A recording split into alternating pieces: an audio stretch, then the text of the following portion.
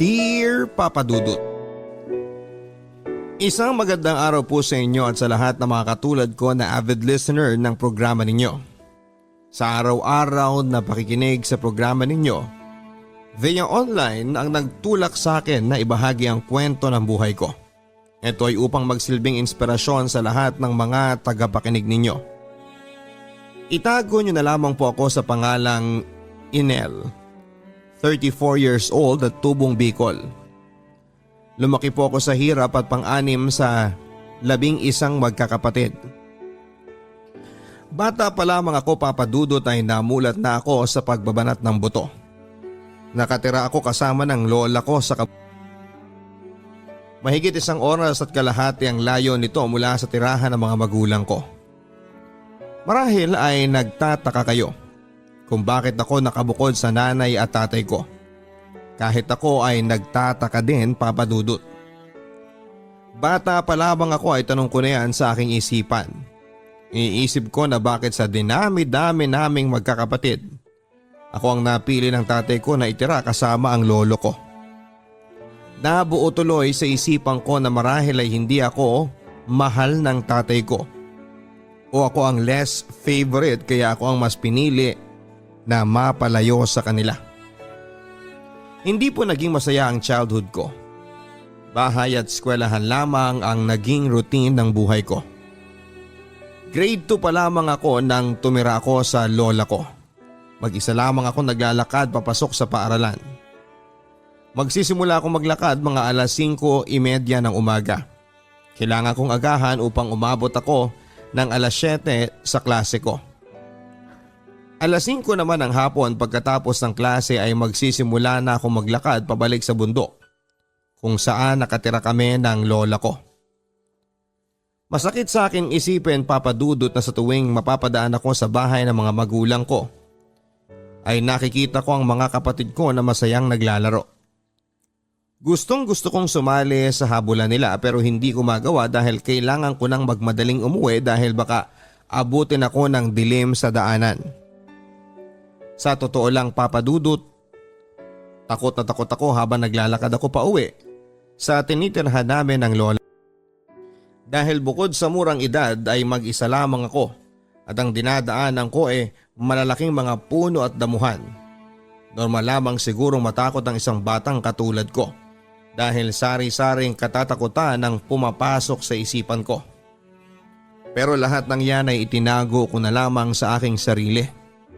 Ayaw ko kasing mag-alala ang aking lola. Ang lola ko lamang ang dahilan kung bakit nilalakasan ko ang loob ko dahil matanda na siya at mag-isa lamang sa bahay niya. Naalala ko pa kung paano niya pagalitan si Papa dahil hinahayaan daw akong umakyat ng bundok na mag-isa. Hindi man lang daw ako ihatid. Ang katwiran naman ni Papa ay matapang naman daw ako at kaya ko naman daw na mag-isa.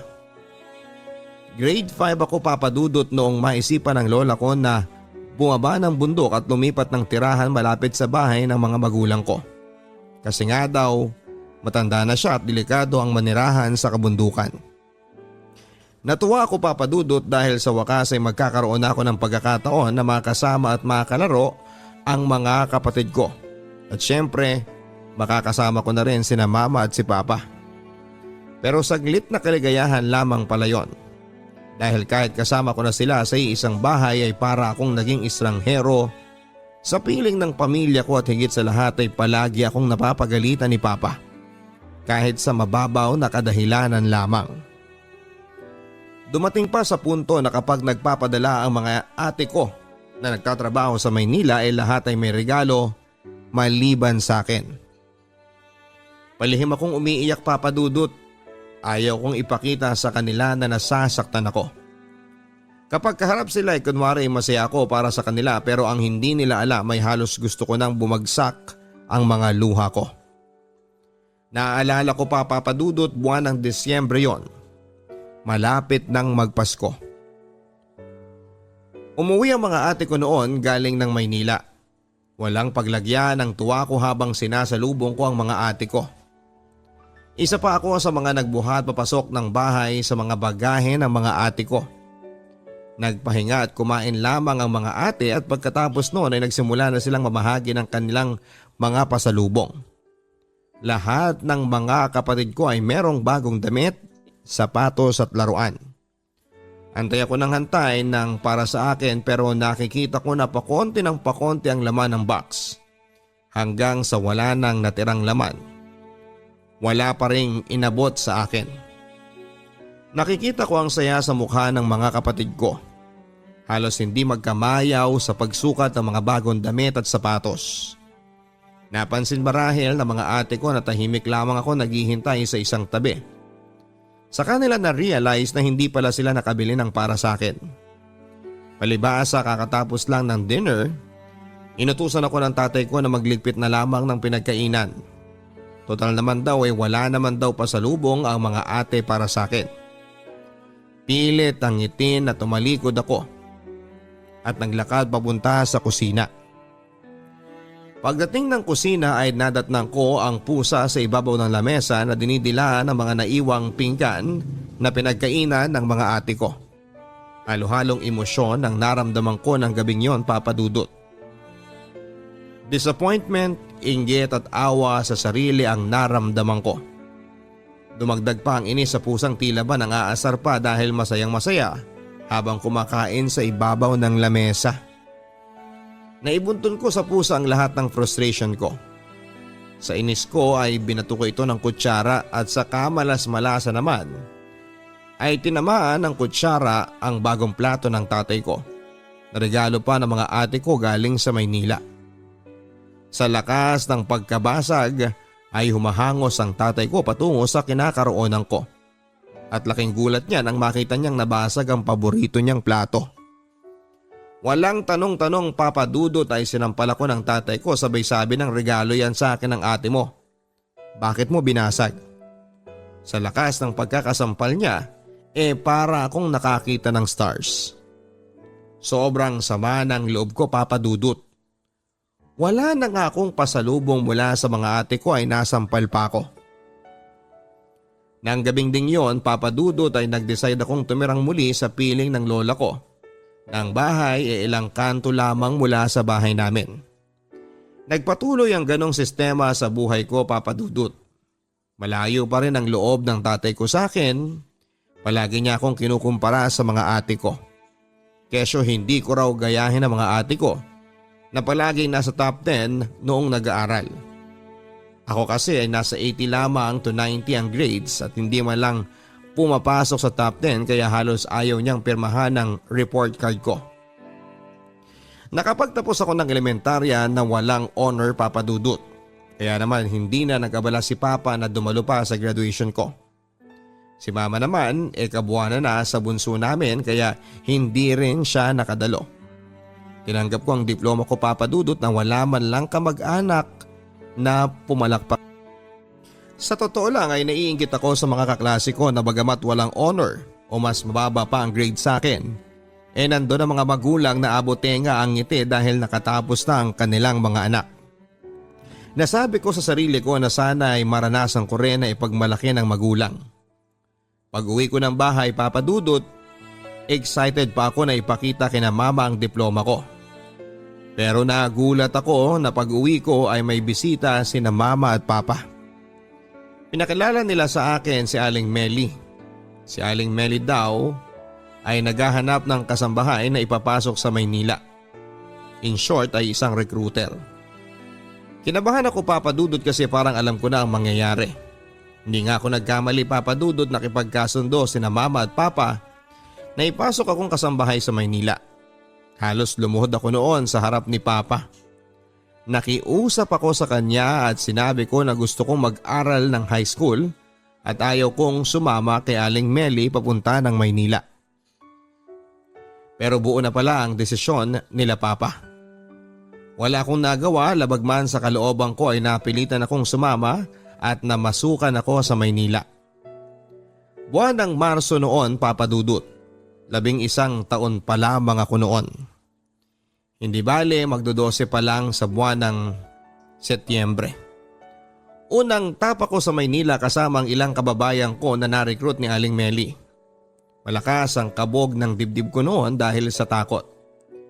Pinapalakas ko na lamang ang loob ko at iniisip ko na okay lang kasi nandito na rin naman sa Maynila ang mga kapatid ko. Iniisip ko na rin na baka ito na ang maging way para mahalin at maging proud sa akin ang tatay ko.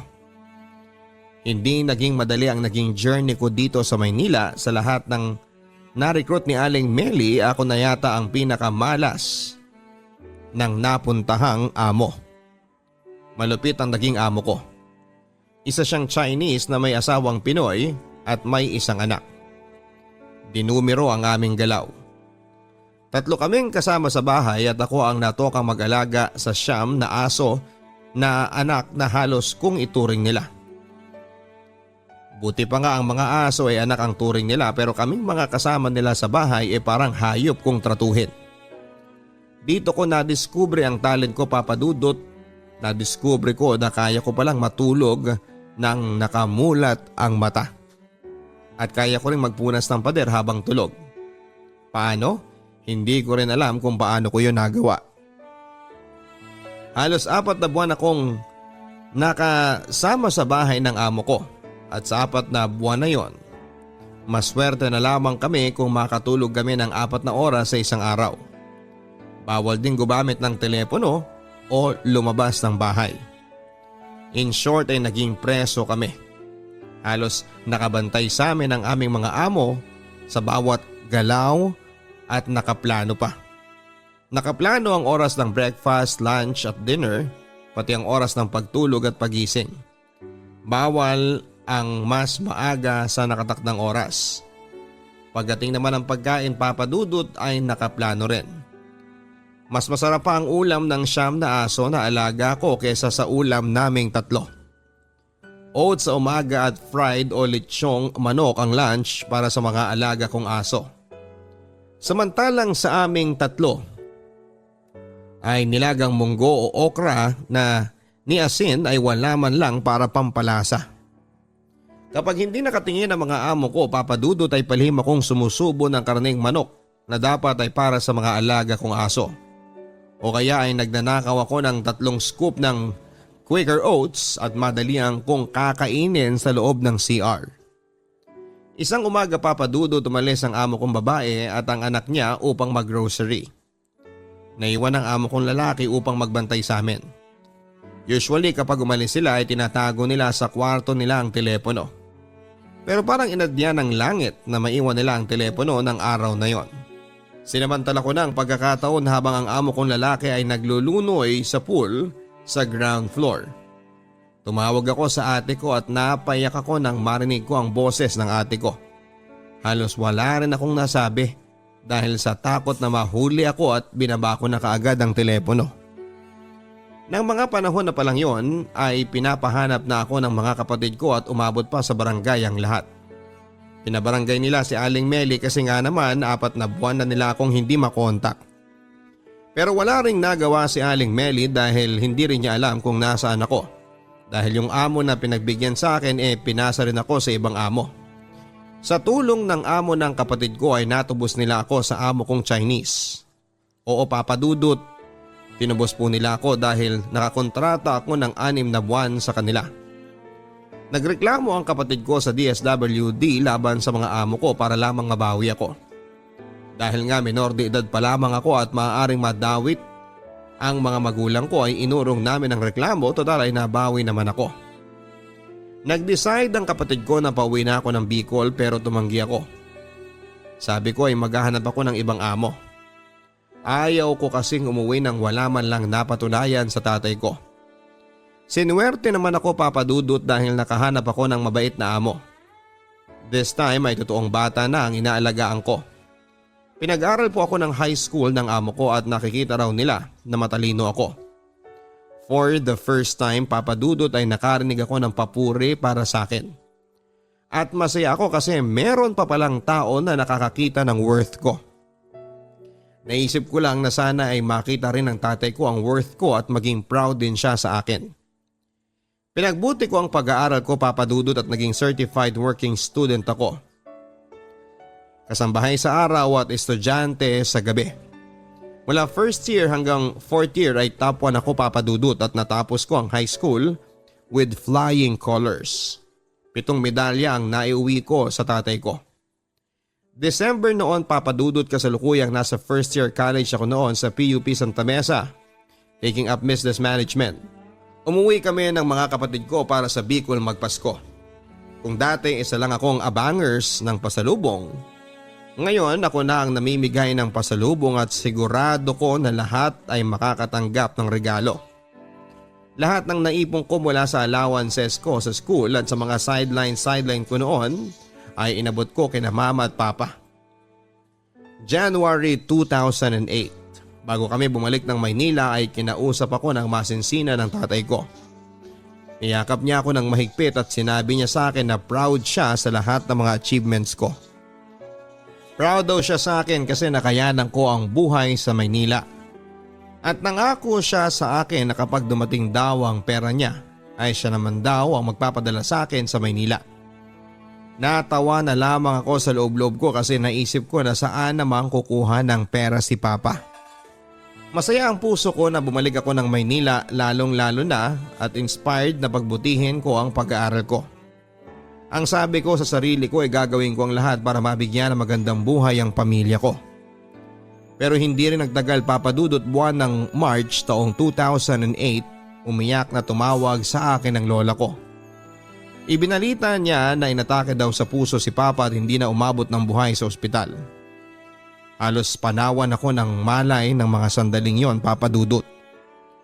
Hindi ko maigalaw ang mga paa ko at tulala lamang ako habang sunod-sunod ang patak ng luha ko. Doon ko naisip ang mga huling sandali namin ng tatay ko bago ako lumuwas ng Maynila. Ang tinutukoy niya palang pera papadudot ay ang perang makukuha niya sa Coconut Planters Bank at sa SSS niya. Kaya lang lahat ng yon ay nagamit din sa pagpapalibing sa kanya. Hindi naging madali para kay mama ang pagkawala ni Papa. Nawalan siya ng sandigan sa buhay. Nakita namin na nahirapan si mamang makakope up. Unti-unti rin siyang nalulong sa pangungutang at kami kabilang ang utang ng nanay ko. Kaya naman doble kayod kaming magkakapatid dito sa Maynila para lamang may maitustos sa naiwan naming pamilya sa Bicol. Hindi na kami nakabangon mula nang mawala si Papa. Patong-patong ang utang ni mama at muntik na akong sumuko sa pag-aaral ko pero tiniis ko ang lahat. Buti na lamang mabait ang amo ko at todo support sa akin. Tinutulungan niya ako makapag-focus ako sa pag-aaral ko. Isa lang ang pakiusap niya. Ang alagaan kong mabuti ang apo niya. Mabilis na lumipas ang taon papadudot. Naka-12 na taon din pala ako sa amo ko. Year 2000 akong dumating sa kanila at 2012 naman akong umalis sa kanila upang subukan ng kapalaran sa labas. By the way papadudot, nakapagtapos po pala ako ng college sa awa at sa tulong ng mga amo ko. Nag-apply ako sa iba't ibang kumpanya at natanggap naman ako. Akala ko ito na ang simula na magandang buhay para sa pamilya ko pero mukhang mahal na mahal ako ni Lord at binigyan na naman ako ng panibagong dagok sa buhay ko. Year 2014, 2 years after kong makapagtapos ng college. Na-diagnose ako na meron akong polyp sa uterus ko and it was malignant. Kalat na ang polyps sa uterus ko. Ang sabi ng OB na nag-ultrasound sa akin ay kinakailangan na raw akong maoperahan as soon as possible or else ay maaring kumalat pa ang cancer sa ibang part ng organ ko. Naoperahan ako papadudot. Total hysterectomy ang ginawang procedure sa akin. Nangangahulugan ito ay tinanggal na ang buong matres ko. Masakit tanggapin papadudot na hindi na ako kailanman magkakaanak. Pero sinabi ko na lang sa sarili ko na okay lang yon kesa mamatay ako ng dahil sa cancer sa uterus. Naisip ko kasi na paano na sina mama kung mawawala ako. At naisip ko din na marami pa akong pangako sa namayapa kong ama na kailangan kong tuparin. Nagpatuloy ako sa pakikibaka sa buhay at madami ring struggles pa na dinanas ko after kong maoperahan. Lalong-lalo na pagdating sa love life. Iniwan ako ni Willie, ang long-time boyfriend ko, after 1 year ng operations ko. Samantalang bago ako operahan mariin niyang sinabi sa akin na hindi daw magbabago ang pagmamahal niya sa akin kahit mawalan ako ng matres at hindi na magkakaanak kahit kailan. Sa huli naghanap pa rin siya ng babae na pwede niya rong punlaan kasi pangarap daw niyang magkaroon ng junior. Hindi na ako masyadong nagmukmok papadudod kasi simula nang maoperahan ako ay sinet ko na ang mind ko sa mga possibility na iiwan niya ako. Hindi na rin ako naghabol pa kahit na maraming beses na may nangyari sa amin at para saan pa, hindi ba? Hindi rin naman ako mabubuntis kahit na ilang beses kaming mag-sex. Nagpatuloy ako sa buhay ko na para bang wala akong pinagdadaan ng problema. Kailanman ay hindi ako nag-open up sa nanay ko at sa mga kapatid ko about sa mga problema ko. Kapag kaharap ko sila ay palagi ako nakangiti at ako ang joker ng pamilya.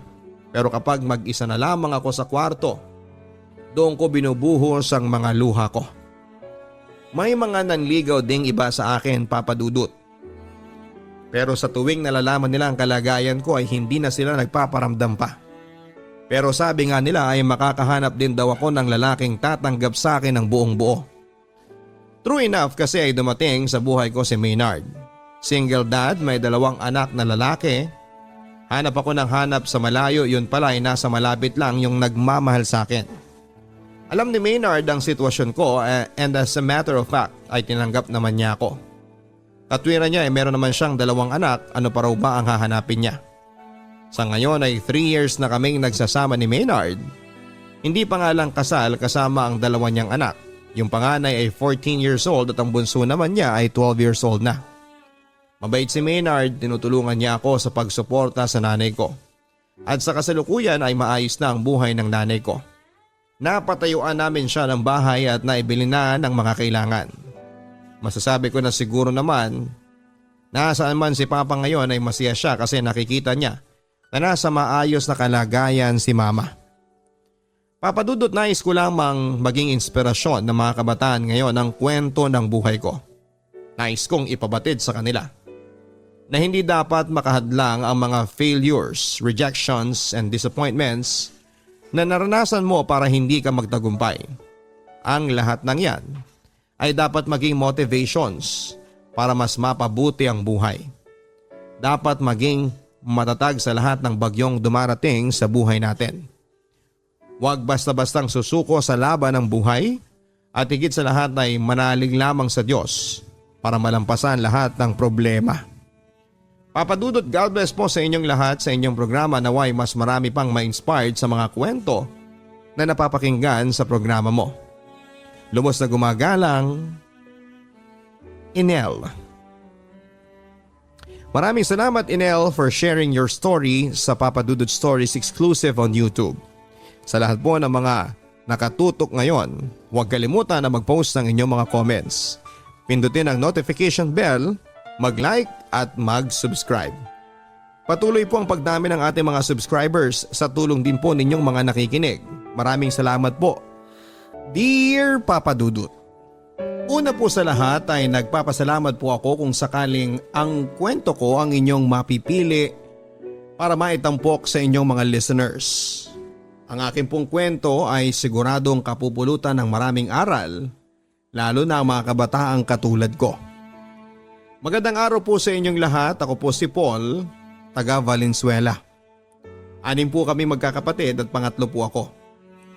Bata pa lamang po ako ay kinahiligan ko na ang pakikinig sa inyong programa dahil sa samut-saring kwento na talaga namang nakakaantig ng puso. Sabi ko noon sa sarili ko na balang araw ay ako naman ang susulat at ikukwento ang aking buhay at eto na nga po. Ang kwento ko po ay sa pagitan ko at ng aking kamamatay pa lamang na ama. Ang mga ilalahad ko po ay ang mga nangyari bago siya tuluyang mawala sa amin. Bata pa lamang po ako, Papa Dudut, ay umiinom na si Papa tuwing sasapit ang weekends. Pero hindi siya kagaya ng ilang manginginom na nagsusuka. At sa labas umiinom kasama ang mga kaibigan. Si Papa po kapag umiinom ay siya lamang mag-isa, nagsusolo siya. At sa tuwing lasing po siya ay lagi po kaming gising buong magdamag at binabantayan siya dahil baka may basaging gamit namin. Mabait naman po si Papa lalo na at hindi po siya nakakainom. Siya po yung tipo ng tatay na kapag may kailangan ka ay ibibigay niya kaagad. Kapag may project ka at kailangan ng gastos ay babali siya sa trabaho niya para lamang may maibigay sa amin. Noong nag 12 years old na po ako Papa Dudut ay masasabi ko po na ako po ay maaasahan na sa aming tahanan. At laging napag-iiwanan ng mga nakababatang kapatid ko upang bantayan dahil sa kami lagi ang natitira sa bahay. Doon na po nagsimula na kapag tuwing lasing po ang papa ko ay ako po ang nagbabantay lagi sa kanya buong magdamag. Hindi ko po inaalis ang paningin ko sa kanya dahil baka nga po may masirang bagay kami. Nang naging 16 years old naman po ako ay natuto na po akong lumaban sa papa ko. Yan ay sa tuwing nakakainom lamang si papa. Pero kung hindi naman ay okay kaming dalawa. Habang tumatagal po kasi ay lalong nagiging alcoholic si Papa at nasasaktan na kaming mga anak niya. Last year po Papa Dudut ay lagi po kaming nag-aaway ni Papa tuwing lasing siya. At umabot na nga po sa puntong nagkasakitan na po kami at pinagsusuntok ko si Papa sa kanyang mukha. Eto po kasi yon. Ang sabi ni Papa sa akin ay lumabang ka habang gumigewang-gewang at sinusuntok-suntok ako sa may tiyan. That time po Papa Dudut ay sobrang gulo na po ng bahay namin. Lahat ng gamit ay sira-sira na at si Mama po ay nakaupo lamang dahil hindi na alam ang gagawin. At yung mga nakababatang kapatid ko naman ay nagtatago na dahil sa nasaktan din sila ni Papa. Hindi ko na napigilan ang sarili ko Papa Dudut at nandilim na ang paningin ko. Pinagsusuntok ko si Papa hanggang sa matumba siya sa sahig. At si Mama naman po ay sumigaw na po at tinawag si Kuya at sinapak po ako. At doon na po ako napatigil sa pagsuntok sa papa ko. Ang sabi pa nga ni Kuya, nilalabanan ka na ng anak mo kasi ikaw mismo nagpapakita ng mali. Papadudot ng mga oras na yon ay hindi po ako nakaramdam ng awa sa papa ko dahil naisip ko na deserve naman niya ang ganon at wala siyang kwentang ama. Pagkatapos ng mga pangyayaring yon, Papa Dudut, makalipas lamang ang mga ilang linggo, ay nagkaayos po ulit kaming dalawa ni Papa. Although hindi po formal na nagkahingian ng tawad ay sa tuwing uutusan niya ako ay sinusunod ko. Papa Dudut, ako po yung tipo ng tao na hindi kayang tiisin na may galit sa pamilya ko. Kahit na madalas na ma-pride ako ay nangingibabaw pa rin ang pagmamahal ko. Kahit na hindi nila nakikita yon. Ako rin po kasi yung tao na yung pagmamahal sa pamilya ay hindi ko sinasabi gaya ng mahal kita. Imbes na sabihin ko ay ginagawa ko po yon. Isang araw bago po kami lumipat ng inuupahang bahay ay nagkainitan na naman po kami ng papa ko. Lasing po kasi siya ng mga oras na yon Papa Dudut at nagpapabili siya ng alak sa kapatid ko. Ang sabi ko, huwag niyong bibilhan yan. Imbes na ipangkain ay ipang-iinom pa niya. Habang masama ang tingin ko kay Papa. Sa bahay po kasi Papa Dudut ay ako lang ang nakakapigil kay Papa at nakakaharang sa mga gagawin niya. Pero nagpupumilit po si Papa hanggang sa nagkasagutan kami. Ang sabi po ni Papa ay pero ko to at sahod ko. Wala kang karapatan na pagbawalan ako.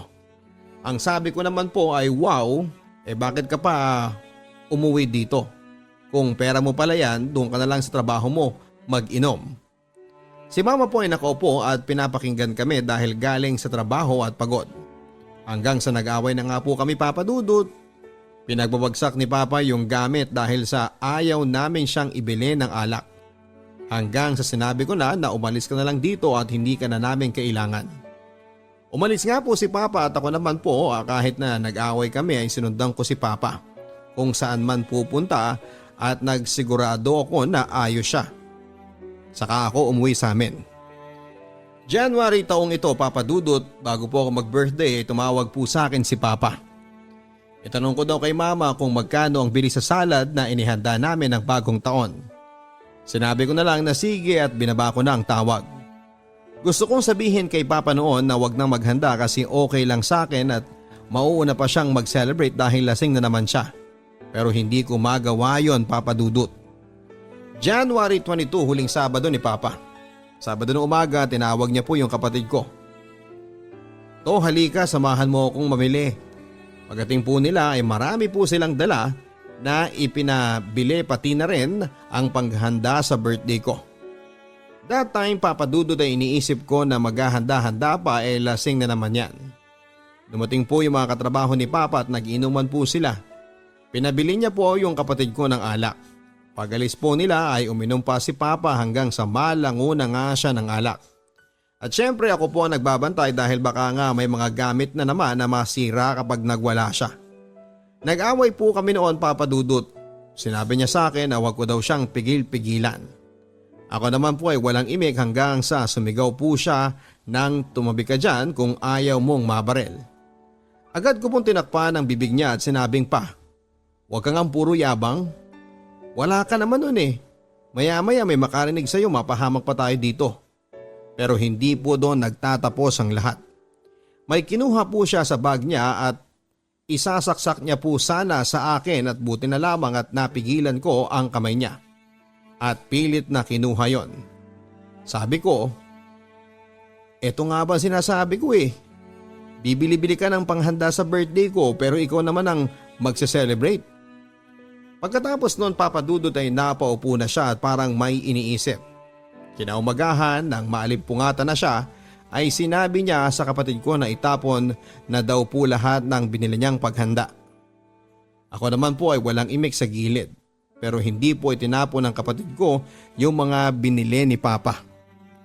Pumasok po si Papa nang hindi kami nagkakaayos ng araw na yon, January 20, Wednesday. Tumawag po siya sa akin. "Paul, pumasok ang mama mo?" Ang sabi ko naman ay baka sa kamali. Ang sabi niya, "Sige, baka makauwi ako mamaya."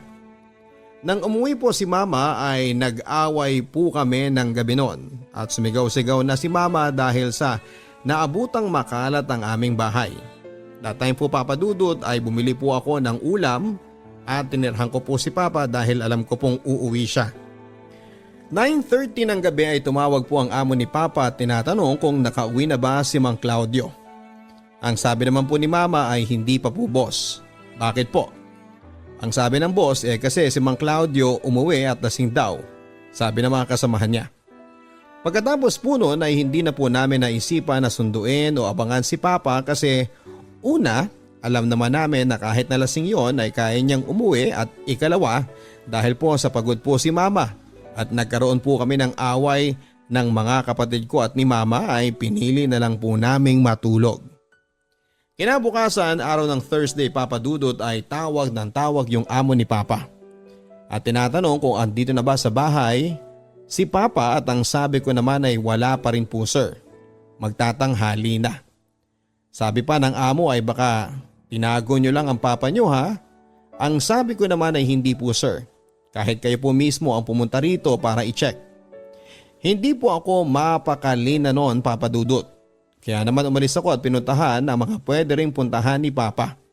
At isa na po doon yung tulay. Chinek ko po if may mga bagay akong makikita na kay Papa. Pero wala eh. Kaya naman napanatag na ako. Hanggang sa makatapos yung araw na walang Papa ang umuwi. Sinabi ko kay ate at kuya yung mga nangyari at ang sabi ni ate ay uuwi ako dyan bukas. Hahanapin natin si Papa.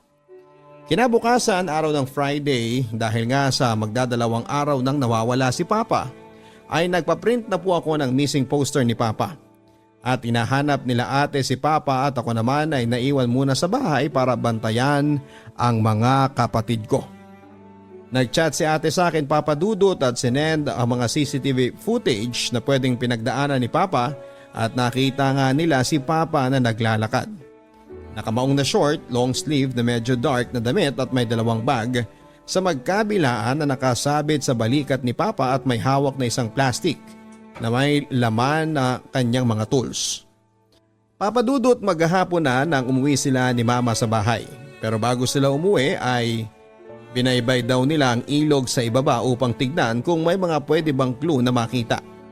Hanggang sa nagsiiyakan na raw sila, lalo na si ate dahil naramdaman niyang parang nandun sa tubig si Papa.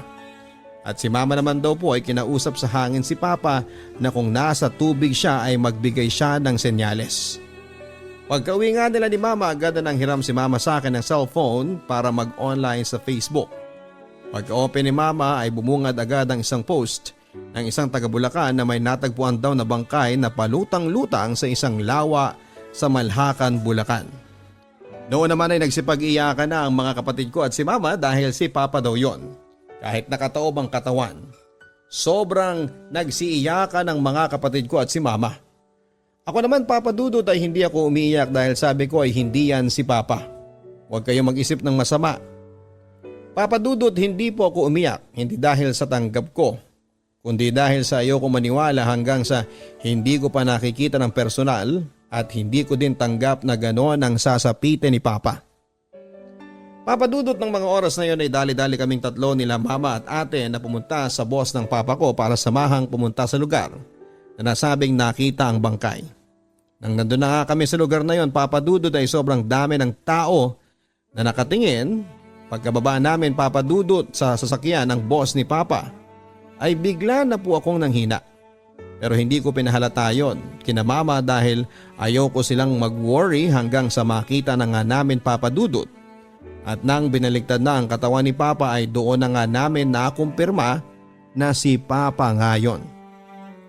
Iyak kami ng iyak, Papa Dudut, ang brutal po ng sinapit ng papa ko. Wala na siyang saplot, pambaba at brief pero may damit pang itaas. Papa Dudut, hindi ko po makakalimutan yung mukha ni papa ng mga oras na yon. Kahit na isang beses ko lang siyang tinignan dahil sobrang nanghihina na ang mga tuhod ko. Papa Dudut, lumulobo ng mukha ni papa pati na rin ibang parte ng katawan niya. Inabot pa ng gabi yung pagkakakuha kay papa dahil naghihintayan lang pala sila kung sino ang kukuha. Nag-high tide na rin noon, Papa Dudut, kaya naman doon na kami nagreklamo. Nang makuha na si papa at dadalhin na sa punerarya ay doon po ako sobrang umiyak, Papa Dudut. Kasama ko po si mama at sinabi ko lahat na nagsisisi ako at feeling ko ay may kasalanan ako. Kasi bago siya mawala ay inaway ko pa si papa at kung ano-ano pang sinabi ko na kesyo ganito na hindi na sana naghanda pa. Si mama po ay tahimik lamang na mga oras na yon. Papa Dudut, doon ko lang po na-realize na may mga pahiwatig na po pala ang lahat. Una ay ang huling pagbili ng mga grocery para sa amin. Pagbili ng handa para sa akin. Yung mga away namin ng mga kapatid ko at ni mama na naganap sa huling araw na pala ni papa. At yung huling tawag sa akin ni papa na baka umuwi ako dyan. Oo, Papa Dudut, ako po yung huling tinawagan ni papa bago siya mawala at matagpuan naming wala ng buhay. Papa Dudut, ang sakit lang na hanggang sa mga huling linggo at araw ni papa ay hindi ko siya napahalagahan. Na yung mga kamalian lang niya yung nakikita ko madalas. Papa Dudut, ng araw ng kaarawan ko ay tinuloy pa rin namin ang paghahanda ng birthday ko at niluto namin yung mga pinamili ni papa para sa akin. Papa Dudut, malungkot po na nag-birthday ako tapos namatayan pa kami. Lagi kong maaalala na sa aking huling nag-connect si papa. Pero hindi ko ramdam na huling araw na pala niya yon. Hindi ko na alam, Papa Dudut, kung sa mga susunod na kaarawan ko ay makakaramdam ako ng saya dahil nararamdaman kong lagi yung guilt sa puso ko. Na sa mga huling araw ni papa ako yung inalala niya pero ako yung walang pake sa kanya at sobrang nagigilty talaga ako. Pero wala akong magagawa, Papa Dudut, gaya na nga ng sabi nila na laging nasa huli ang pagsisisi. Kaya ito yung iniiwan ko para sa mga kabataang katulad ko na may parehong sitwasyon na gaya ko. Kahit gaano man naging kasama ang papa o mama ninyo ay mahalin nyo pa rin. Kasi mahirap mawala ng magulang. Lagi nyong iparamdam na nandiyan kayong mga anak nila sa tabi nila. Huwag ninyong hayaan na balutin kayo ng galit ninyo. Matutong magpatawad at mahalin ang pamilya, ang mga magulang dahil hindi natin alam kung kailan sila kukunin sa atin ang puong may kapal. Sa ngayon, Papa Dudut, ay hindi po namin alam kung paano babangon at magsisimula. Sobrang naapektuhan po kaming lahat, sina mama sa trabaho at kami naman sa pag-aaral. Sa ngayon ay hindi namin alam kung saan kami kukuha ng iba pa naming mga pangangailangan. Incoming grade 11 na po ako at may incoming grade 10, 9 and 6 pa po akong mga kapatid. Hindi po namin alam kung paano lalagpasan yung mga problemang darating pa. Maraming salamat po sa pagbasa ng aking kwento, Papa Dudut, at sana'y marami akong naiwang aral at inspirasyon. Lalo na sa mga kabataang katulad kong nakakarinig ng aking kwento. More power and God bless po sa inyong programa. Lubos na gumagalang, Paul.